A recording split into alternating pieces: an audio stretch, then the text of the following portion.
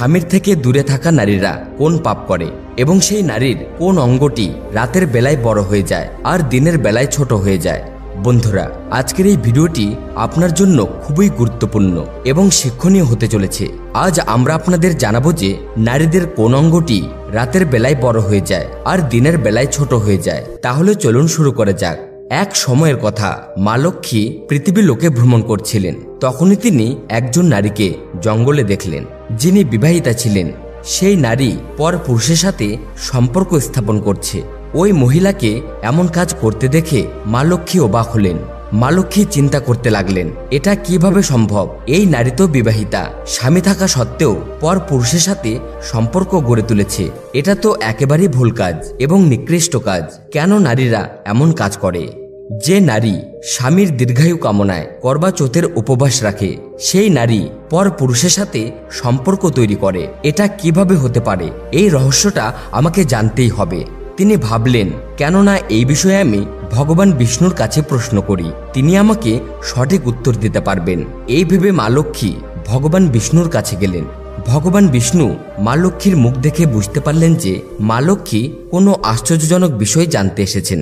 তাই তিনি মা লক্ষ্মীকে বললেন, হে দেবী, আজ তোমার মুখ দেখে আমি বুঝতে পারছি যে তুমি কোনো প্রশ্ন করার জন্য এসেছো। তুমি নির্দ্বিধায় আমাকে তোমার প্রশ্ন করতে পারো। তখন মা লক্ষ্মী ভগবান বিষ্ণুকে বললেন, হে প্রভু, আজ আমি যখন পৃথিবী লোকে ভ্রমণ করছিলাম, তখন আমি দেখলাম একজন বিবাহিতা নারী, যিনি পরপুরুষের সঙ্গে সম্পর্ক স্থাপন করছেন।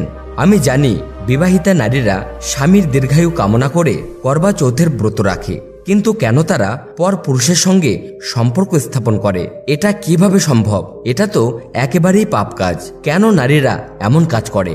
মা লক্ষ্মী ভগবান বিষ্ণুকে আরও একটি প্রশ্ন করলেন, এছাড়াও হে প্রভু, নারীর শরীরে এমন কোন অঙ্গ আছে যা রাতের বেলায় বড় হয়ে যায় আর দিনের বেলায় ছোট হয়ে যায়? এর পেছনের রহস্য কি?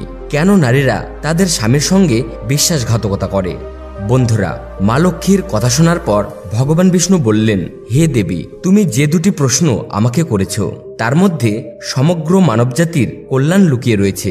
তাই আমি তোমার এই প্রশ্নগুলির উত্তর ছোট্ট একটি গল্পের মাধ্যমে দেব। তবে তোমায় এই গল্পটি মনোযোগ দিয়ে শুনতে হবে।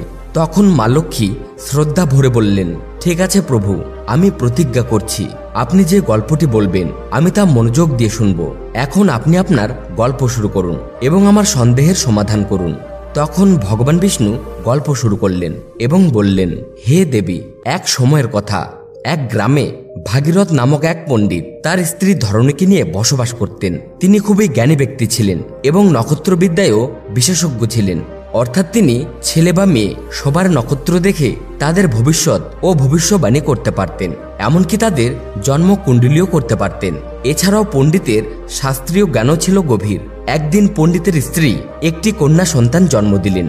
পণ্ডিতের স্ত্রী তার মেয়েকে পেয়ে খুবই আনন্দিত হলেন। তবে পণ্ডিত যখন তার মেয়ের জন্মকুণ্ডলী দেখলেন, তখন তিনি খুবই চিন্তিত হয়ে পড়লেন। কিন্তু তিনি তার স্ত্রীর সাথে এই বিষয়ে কিছু আলোচনা করলেন না, কারণ তার স্ত্রী সদ্য প্রসব করেছিলেন এবং তার শারীরিক অবস্থা ভালো ছিল না।